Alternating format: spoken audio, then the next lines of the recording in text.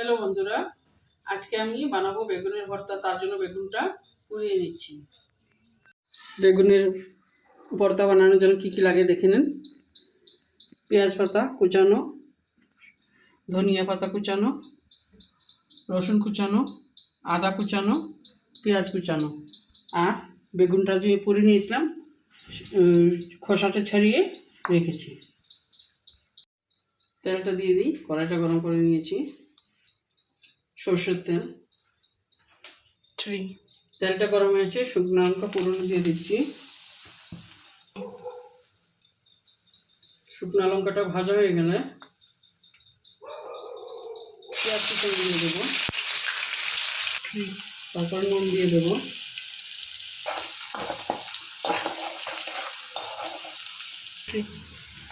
কাঁচা লঙ্কা কুচানো দিয়ে দিচ্ছি। রসুন কুচানো দিয়ে দিচ্ছি। আদাটাও দিয়ে দিচ্ছি। তারপর একটু ভেজে নেব। পেঁয়াজটা একটু গোল্ডেন এসে গেছে, তারপরে দিয়ে দেবো কুচানো পেঁয়াজের পাতা। একটু ভেজে নিচ্ছি, বেশি ভাজবো না। বেগুনটা দিয়ে দিচ্ছি।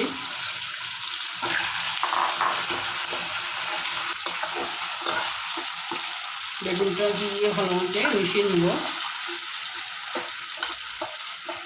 তো হলুদটা দিইনি, আমরা হলুদ দিই না বলে আমরা দিইনি। আপনারা চাইলে দিতে পারেন।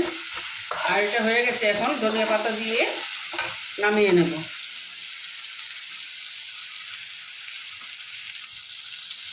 এই যে বেগুন ভর্তাটা হয়ে গেছে, নামিয়ে নিয়েছি। এটা আপনি গরম ভাতের সঙ্গে বা রুটির সঙ্গে খাবেন, খুবই ভালো লাগে।